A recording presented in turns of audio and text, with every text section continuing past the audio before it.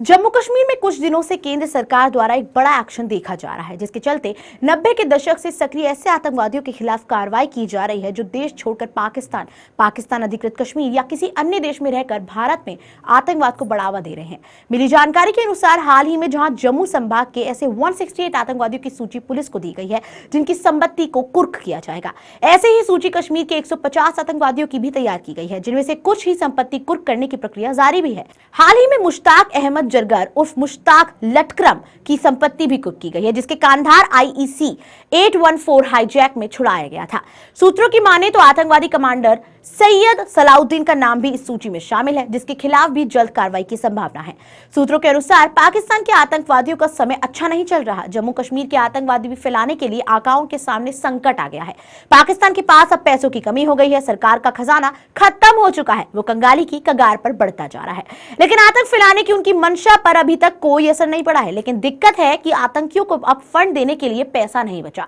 सूत्रों की माने तो इसका तोड़ निकाला गया है, जिसके चलते जम्मू कश्मीर में आतंकवादियों से उनकी संपत्ति बेचकर फंड इकट्ठा करने को कहा गया है। इसके वे आतंकी कैंप चलाएंगे। लेकिन आतंकी आकाओं की इस रणनीति का पहले ही तोड़ निकाला जा चुका है।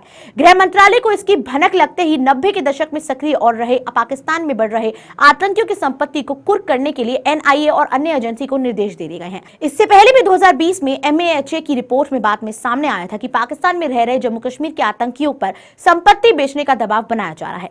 NIA और ED के टेरर फंडिंग के मॉड्यूल को काफी नुकसान पहुंचाया गया है। अब आतंकियों के मंसूबों को भांपते हुए 2023 में रणनीति में कुछ ऐसा बदलाव करते हुए आतंकवादियों की संपत्ति कुर्क करने की प्रक्रिया जारी कर दी है।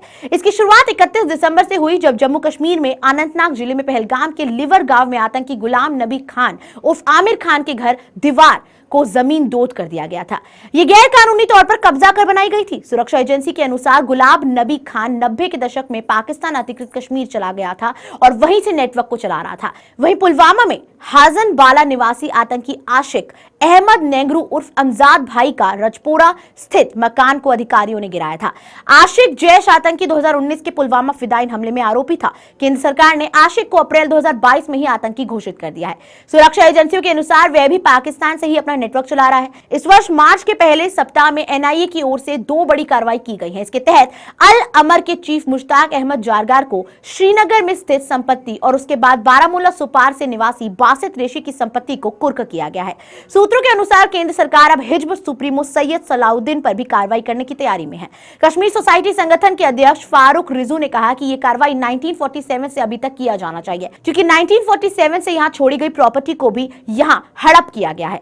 इसके लिए सरकार की एक स्पष्ट नीति की जरूरत है। कस्टोडियन का पैसा सरकार कचराई को और अन्य जमीनी घोटालों के काफी ज्यादा है। एजेंसियों की सीरियस होकर कार्रवाई करनी चाहिए। इस बीच ही हाल ही में जम्मू जोन पुलिस के केंद्र द्वारा 168 ऐसे आतंकवादियों की सूची की गई है, जिसमें किश्तवाड़ से ही 36 आतंकवादी हैं। जम्मू कश्मीर के पूर्व DGP SP वेद का कहना है कि पाकिस्तान में कंगाली हो गई है, खाने के लाले पड़ रहे हैं। प्रॉपर्टी अटैच करने से भी आतंकियों पर दबाव पड़ता जा रहा है। जैसे ही इनका प्लान पैसा इकट्ठा करना था, एक तो वह रुक जाएगा और दूसरा उन पर परिवार के सदस्यों की मानसिक दबाव भी पैदा होने लग जाएगा। इससे स्पष्ट संदेश जाता है कि आप देश के खिलाफ लड़ेंगे, जिहाद चलाएंगे। यहां जैसे ही शांति बैठते हैं, वहां बैठकर जिहाद चलाएं और करोड़ों कमाएं, लेकिन उसके लिए कीमत चुकानी पड़ेगी। यह कदम 90 के दशक से ही उठाना चाहिए था।